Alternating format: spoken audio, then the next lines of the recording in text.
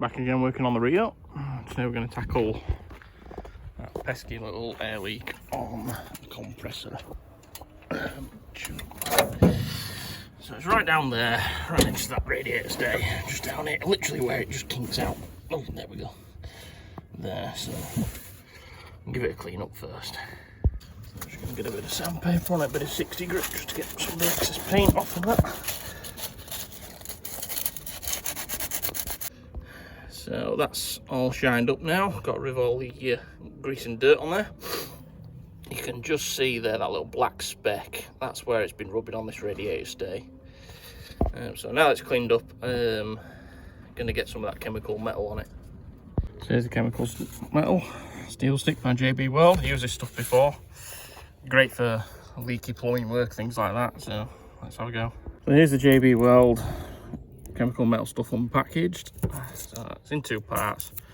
Basically, you cut off what you need, or what you think you need, and you just knead it together. See the dark bit and the light bit in there, you just literally just mix it together. Oh, for the love of God, wear gloves, because it is tacky as hell and it gets everywhere. They are all kneaded together. That's how easy it is to knead together. It's like blue tack, really.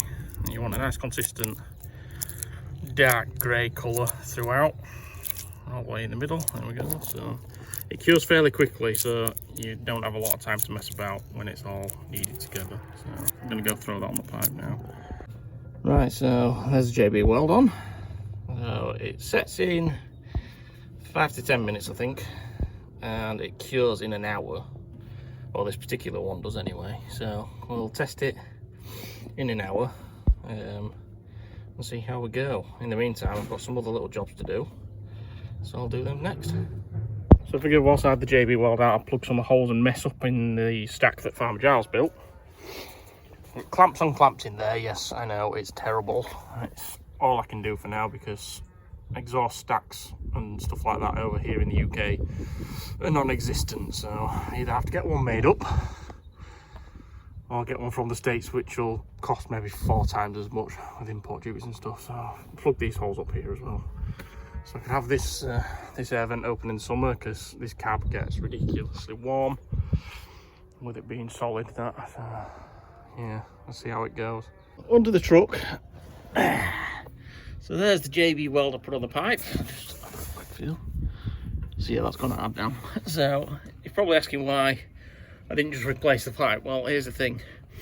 This pipe that comes from the compressor goes all the way down, follows these wires, it's behind there, all the way down there. You can see, come on, focus. So it goes all the way down there, underneath the axle here. Right the way down the chassis rail. There's my cylinder. All the way down there to the air tanks there. So that's about maybe 15-20 feet of copper pipe. That's all one piece. So to get in there and do that's going to be a right task. So rather than doing that and it costing hundreds of millions of thousands of squillions of pounds,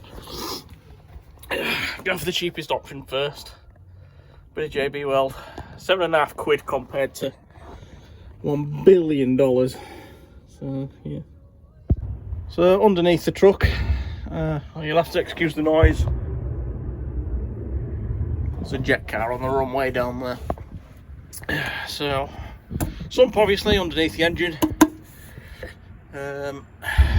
Clutch, that's just a new one in. If you ever get one and worried about this hole with the threads in, don't worry about it. That's just a drain plug. So if you're fording or going in some deep puddles, that's just a drain. Gearbox, bit of a leak on, nothing to worry about.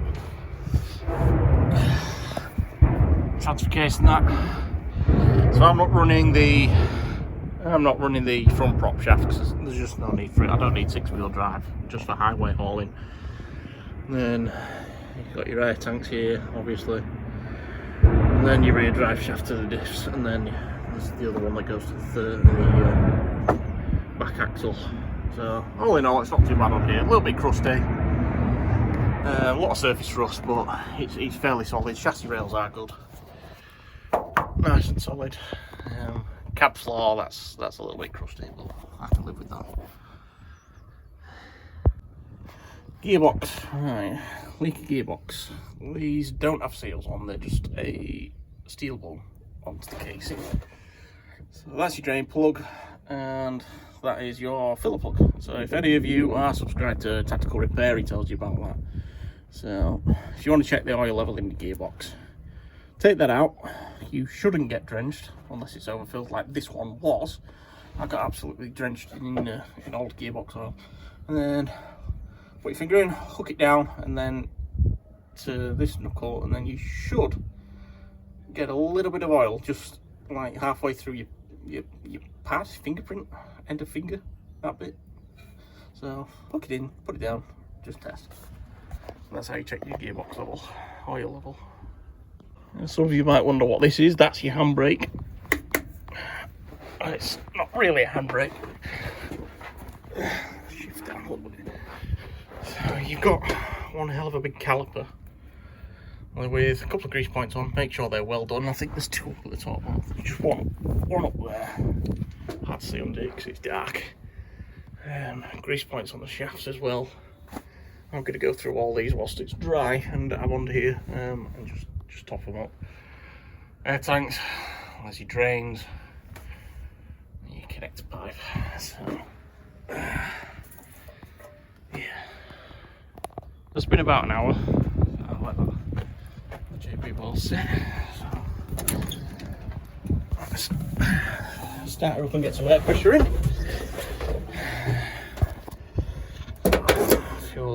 Fuel in, gauge is on. Now in neutral, give it a button.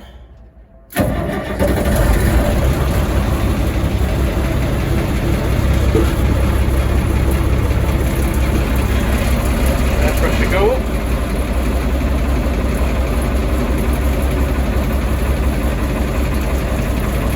You got your air pressure, temperature obviously, RPM, charging, fuel gauge. So it doesn't work, it just says full all the time, which would be nice.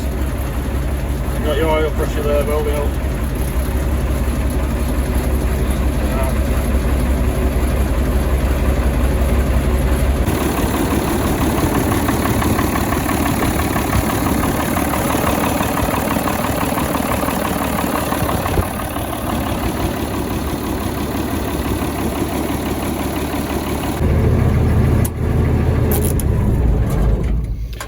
So that's had idle for 10 minutes or so. Air pressure's holding higher than it used to. You can hear a little hissing still, so I'm going to investigate. Oh, that's not sounding good. Yeah, she's still hissing a little bit. I have a feel where she's coming from. Unfortunately, the rain's starting to come now, so. No, it's firing out the top. Yeah, so I didn't press that down good enough. Oh well. More for next time, maybe. So unfortunately, rain stops play today. Shame about that air leak still. But nothing a bit more JB well can't fix, eh? So we're all wrapped up now. On a plus note, that bit isn't blowing as bad as it was. It sounds better, and at least I'm holding more air pressure in the tanks now. It's nearly touching 120 psi, which is probably too much, but at least that air leak's there, so it won't blow the tanks apart. Right, they look good with a bit of dirt on, don't they? Look at that. Canvas is sagging a little bit because of the rain, but it's stretching a bit better. I'll tighten it up again next week. So yeah, job for another day. Oh, there's my washing machine burning bin. Yeah, thanks for watching.